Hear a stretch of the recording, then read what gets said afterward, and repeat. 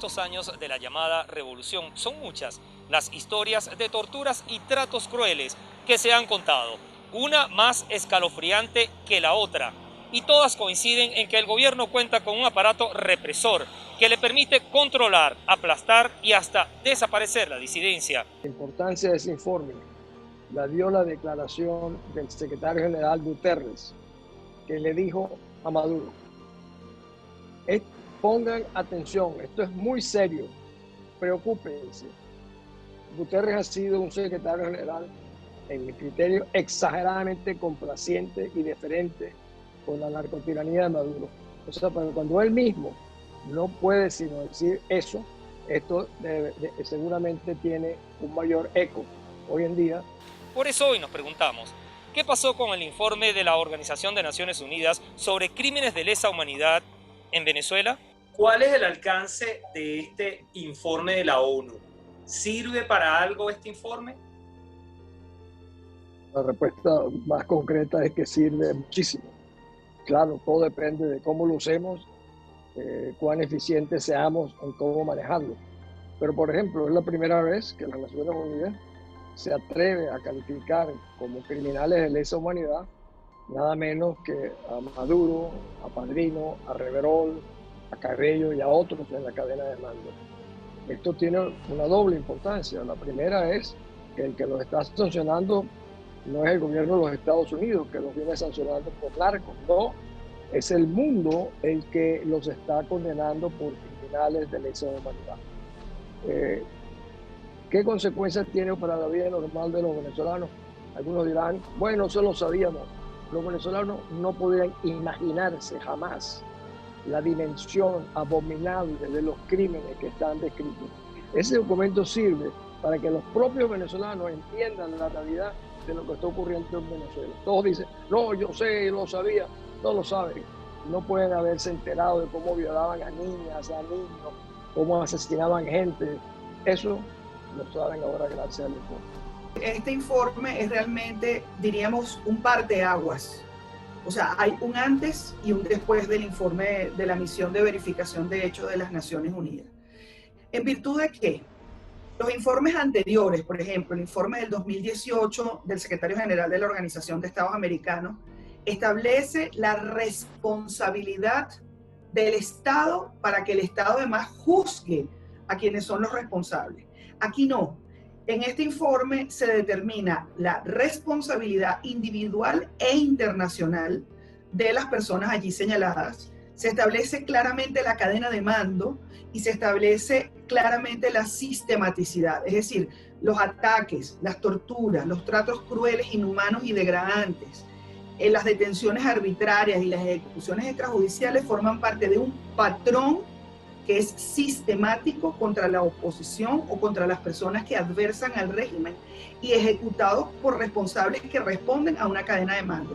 En consecuencia, esto es totalmente distinto a lo que habíamos visto antes y se corresponde con los informes que habíamos leído en el caso de Myanmar, de Sudán, de Ruanda, de Sudáfrica, es decir, de otros países donde también se establecieron misiones de verificación de hechos. Usted decía al comienzo de la entrevista que el informe dependía de cómo fuese utilizado. ¿Puede profundizar en eso? ¿Qué significa? Que bien, si el informe es un informe contundente, un informe que desenmascara internacionalmente a el régimen de Nicolás Maduro, depende de cómo sea utilizado. ¿Cómo es eso? Bueno, es muy buena tu pregunta y me obliga a ser más preciso. ¿Cómo utilizarlo eficientemente? Yo creo, para mí, lo primero, deberían hacer un ejercicio de que los propios venezolanos conozcan en resumen qué es lo que está sucediendo a las espaldas de ellos, de repente cerca de sus casas, personas que ellos conocen, en la medida en que exhibamos quiénes son estos torturadores y asesinos, etc. La segunda, que hay un conjunto de países que todavía no reconocen al gobierno interino nuestro como la única instancia democrática del país. Esto les puede obligar a revisar la relación que tienen hoy en día con el régimen de Maduro. Esa es una aplicación real. La otra es que va evidentemente creando condiciones para asegurar que Venezuela no solamente es una corporación criminal que ha secuestrado al país, sino que es una corporación de criminales de lesa humanidad que es la dimensión superior de los violadores de los derechos humanos, con lo cual se pudiera realmente considerar una alianza internacional para realmente hacerle frente a esta situación. Eso puede originar este informe. En realidad, ¿cuál es el alcance de este informe para el ciudadano de a pie, para la señora de Petra María de Carapita, para el señor Juan Ernesto de Antímano? ¿En qué le favorece a Venezuela un informe como este si Maduro sigue en el poder? Ricardo, yo tengo que decirte lo que siempre le dije a mis alumnos durante 25 años. La justicia, los tiempos de la política interna son finitos, o sea, la gente quiere que hayan resultados inmediatos. Los de la política internacional y del derecho penal internacional toman más tiempo. Pero este informe reivindica a las víctimas. Yo creo que hay que hablar de las víctimas. Primero, valorar que se hayan atrevido, muchos de ellos están todavía dentro de Venezuela, a brindar su testimonio. También agradecer a quienes, siendo parte del sistema, también dieron su testimonio para que se pueda verificar que lo que está allí son hechos cumplidos. Y luego que este informe coloca a la Corte Penal Internacional en una posición de no poder omitir el informe, no poder evadir lo que está en el informe. No olvidemos que en el año 2018 se hizo la apertura de un examen preliminar en la Corte Penal Internacional, que es la que determina la responsabilidad penal individual. Yo te decía al inicio que la diferencia es que, por ejemplo, la Corte Interamericana de Derechos Humanos, que también sanciona la violación de derechos humanos, dice, no, el Estado debe ir y sancionar a quien cometió ese delito. Aquí no, porque aquí está establecido 45 nombres que forman parte de la cadena de mando, de los que daban las órdenes, y que son delitos que no prescriben. Lo más importante es que el crimen de tortura está considerado uno de los crímenes más atroces en el Estatuto de Roma.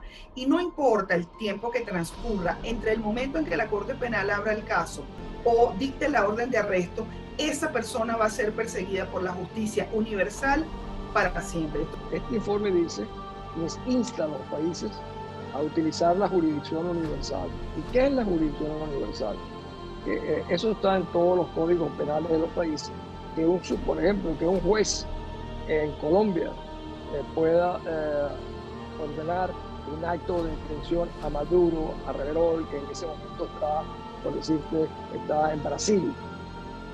Eso fue lo que sucedió en el caso de Pinochet años atrás, cuando el juez de la Audiencia Nacional, Garzón, le dictó un auto de detención a Pinochet que estaba en Londres y lo detuvieron.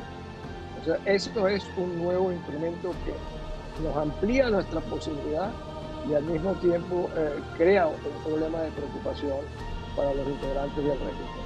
Gaddafi no tuvo tiempo de contestar porque la reacción sobre Gaddafi fue muy rápida. En el caso de Milosevic, no llegó a tener este nivel de detalle, ni tampoco se le llegó a indiciar a él en lo personal como un criminal de lesa humanidad previamente a que fuese llevado a juicio. En el caso de Bosnia fueron amenazados algunos en base a resoluciones. Yo estaba en el Consejo de Seguridad y te puedo decir que eso era lo que hacíamos. Pero te repito, no conozco ningún informe que sea tan detallado, concreto como este informe de la Comisión de Delitos, que por cierto viene a reforzar el informe que la Secretaría General de la OEA hizo hace 2 años. Estos crímenes, de los cuales el mundo se entera hoy gracias a este informe de la Organización de Naciones Unidas, eran un secreto a voces en nuestro país. Por eso, la mayoría de los venezolanos espera que los responsables de esos crímenes rindan cuentas ante la justicia internacional. Gracias por su sintonía.